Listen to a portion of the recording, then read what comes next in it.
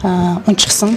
Ер нь уналт үргэлжлэх нь айлын талд нэг 10 сая орчим тонны овоолго үүссэн. Энэ овоолгыг хөдлөхгүй бол татаа авалт одоо экспорт нэмэгдэх хэсэг нь бас эргэлзээтэй байгаа шүү дээ. Их хурлаас ажлын хэсэг, экспортыг дэмжих ажлын хэсэг гаргачихсан яваад энэ ер нь шинэ мэдээ байна уу? Тэр 10 сая тонн үрс овоорсон байгаа нөгөө биржлэр хөдөлж аваад тэгээд тэрийгэ татаж гаргаж тээвэрлээд авч гаргасаар адил хугацаа ороод тэгээд тэр хооронд үнэн нь унчаар татаж авахгүй ингээ хадгалаад үлдсэн байгаа даа. Үн бол за би нэг 2-7 хоногийн өмнө л авсан сүүлийн мэдээ байна. Тэрүүгээр бол үн цаашаа дахиад 10-15 орчим хувь унна гэсэн хүлээлт байна. Тэгэхээр удирлаа дагаад ингээд хэрэглээ өсч буурдаг нэг жоохон зүйл бий. Тэгтээ ерөнхийдөө бол үн өсөхгүй. Үн бол энэ жил муу байна гэсэн тийм байна. Оны 2 дугаар хагасаас боломж байгаа гэдэг. Нэлээд боломжтой. За нүрс одоо экспортлох, за дээрээс нь үнэн ч нэмэгдэх боломжтой гэдэг зүйлийг бол засгийн газраас яриад байна. Яаж мэдж байгаа? Тэр үнийг чинь манай засгийн газар мэдэхгүй ш. Тэр чинь зах зээл дээр худалдаа авч байгаа хүмүүс нь мэдхээс биш. Манай хувьд бол ерөнхий логикын саяны хил холболтын гэрээг дагаж яасан нүүрсний том худалдааны гэрээ биш үү те. Тэр нь ч гэсэндээ ингээд хямдхан ямдруулаад өгчээ, хэмжээгээ нэмэгдүүлчихье. И хэмжээг илүү бага үнээр нийлүүлж ягаад орлогынхоо зүрэг одоо тогтвор барьж явна гэсэн ийм л хандлага байгаа. Тэгээд би бол хувьдаа тэр хандлагатай санал нийлээгүй. Гэхдээ асуудлууд одоо ингээд явцсан. Нүүрсний үн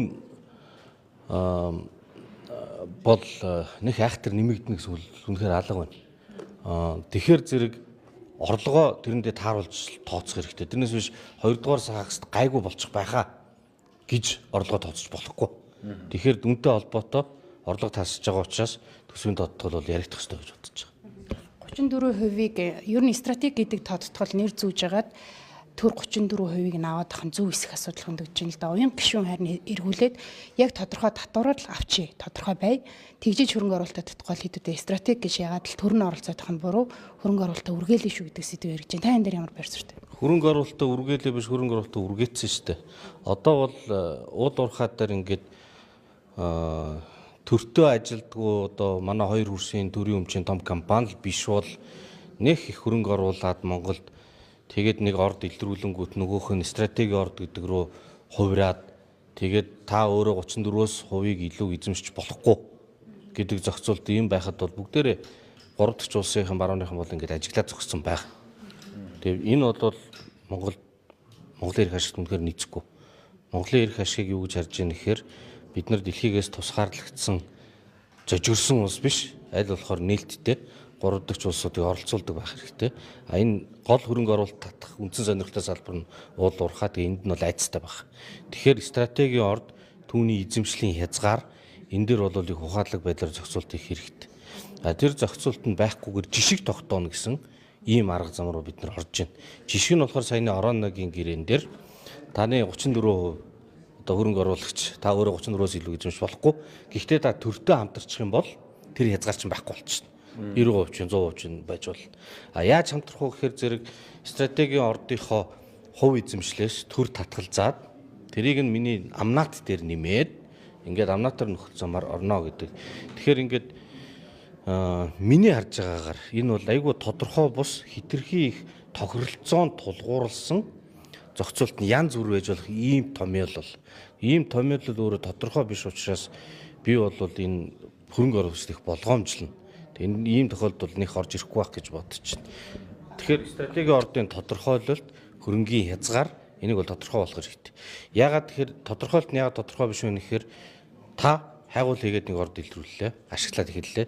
Тэгвэл тэр чинь нийгэм эдийн засагт ач холбогдолтой бол стратеги гэж үзэж болно гэдэг чинь юу гэсэн үг юм? 10 хэд ээж одоо 30 хэд. Юу? Стратеги гэдэг тодтголтой ордын тоо. Яг нь нөөцний жагсаалт одоо дараагийнх нь 17 ч тийм байдаг гэсэн шүү дээ. Тийм л баг. Тэр ордуудын жагсаалт тогсаалт бол мэдэхгүй. Одоо нүрсний экспортоо нэмэгдүүлчихье. Үн буурчлаа. Тэгвэл экспортоо нэмэгдүүлчихье гэдэг зүйл яриад. Үнэхээр тийм боломж байна уу? Та боломж эрэлхийлэх талаас нь бодвол ямар боломж байна вэ? Өөр гарц гаргалаа гэсэн. Гэхдээ манайх ч 80 сая тонныг бол гаргахад боломж байгаа. За магадгүй 100 хүрж магадгүй дээ. Одоо одоогийнх нь дид үтсийн чадамжаас харах те. Гэхдээ худалдаа авах хэдийг авахын гэдэг чинь шийдэж шүү. Тэрнээс биш би одоо юм нийлүүлж байгаа ахиу нийлүүлэх хүсэл байж болно. Нөгөө тал хэдийг авах юм мэдэхгүй. Бид нар хил холболтуудаа хийснээр нүүрсний экспорт 120 160 сая тонн хүрнэ гэж одоо тооцоолол биш ийм хүслийг засгийн газар ажлын хэсэг бол зөндөө удаа илэрхийлсэн. Тэр хүслийг үнэхээр ингээд холбогдохоор нэмэгдэх юм бол хоёр улсын хилцээр дээр тусгачаач гэдэг саналыг би гаргасан. Тусгагдаагүй. Ягаад гэвэл тийм амлалтыг худалдаа авахч талаас өгөхгүй. Тэр ус ч өөрөө олон улсаас нүрс судалж авдаг байхгүй. Коксдаг нүрс бол 100 гаруй сая тонныг л авч байгаа шүү дээ. Тэгээд эднийхээ талын Монголоос аавн 100% Монголоос аавна гэж байхгүй. Тэгэхээр энэ өөрөө ингээд жамьяасны хязгаарлалт болчихж байгаа. Тэгэхээр бид нар одоо хүсээд 100 сая мая байхгүй хөө. 14 мегацлыг нэгэн зэрэг явуулах ер нь биднэрт яг потенциал байгаа хэсгээр таны байр суурь ямар байна? Одоо эдийн засаг бол нэлийн хаалга шинжтэй, инфляц өсчлөө, гадаад орчинд хамгийн докторгүй гэдэг дээрээ дэлхийд даяар эдийн засаг ирж байгаад бид нар зөрүүлээд нэгэн зэрэг тэр бумаар хэмжигдэх одоо мегацлуудыг зэрэг явуулна гэж амбицлж шин. 14 мега төслийг анх танилцуулаад чуулганы хуралдаанд хилцэх хуралдаан дээр л ийм төслүүдийг ер нь Монгол улсын төр хэрэгжүүлэх биш. Хэрэгжих хэрэгцээ орчныг бүрдүүлж байгаа тийш хөрөнгө оруулалт дээр хэрэгждэг баймаар байна. Төр эдийн засгийг чирж авч явахгүй, бизнес чирж авч явна гэдэг санааг хэлжсэн. Би тэр бодолтойгоо л байгаа.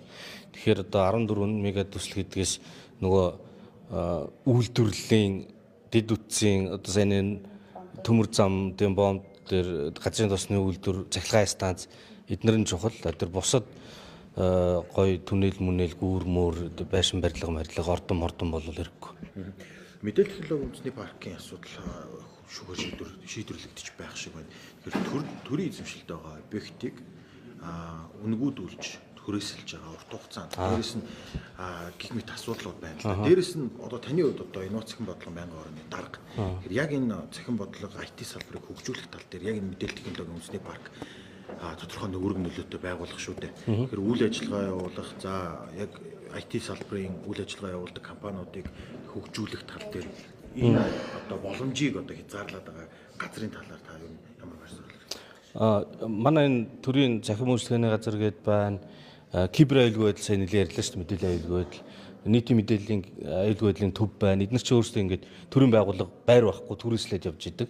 Зах зээлийн үнээр түрээсэж одоо хэд юм мэдэхгүй 40-50 мянга байгаа байлгүй их хавдрат. Гэтэл нөгөө төрийн эзэмшлийн гой талбайгаа 5 мянга, 6 мянга, 8 мянган төгрөгөөр ингээд түрээсэлж идэг талбайг нь нөгөө нь гарч өгдөггүй. Байж усгүй зүйл шүү дээ. 22 онд гэрэн дууссан. Тэгээ өчигдөр баха. Орой тийм шүүхийн анхан шатны шүүхийн шийдвэр гарсан байл. Тэгээ энийг болоод чөлөөлөх шийдвэр гарсан. Тэгээд дав залтахаар айгүй бол нөгөөдөл нь явж магадгүй л байх. Тэгэхдээ энэ бол ингээд шийдвэр гараад өх хэрэгтэй. Гарчаасан. Тийм. Тэгээд тэнд нь нөгөө таны асуудаг IT-г яаж дэмжих вэ? Нөгөө IT хөгжүүлж байгаа залуучууд стартапууд чинь тэндээ очиж ингээд байршмаар байна шүү дээ. Тэгээд нэгдүгээр тэр орон зай талбар нь ингээ бий бол. Хоёрдугаарт нь тэд нар чинь ингээд гой санаа хийчихэд чинь нэг тийм бизнесмен айхтар мөнгө эргэлдүүлдэг хүмүүс биш дээ. Айгүй гой санаатай тэр нь ингээд бас бүүн болж магадгүй хүмүүс тавуулаа нийлээд ажиллангууд за ингээд хэдэн төгрөг хуваагаад өгөхөр зэрэг тал нь нийгмийн даатгал татвар матварыг ингээ явчихаар нөгөөдөл чинь давбуучаад байгаа хөөх. Тэгэхээр тэднийг татвараас чөлөөлдөг, нийгмийн даатгалын шимтгэлээс нь чөлөөлдөг хууль баталцсан.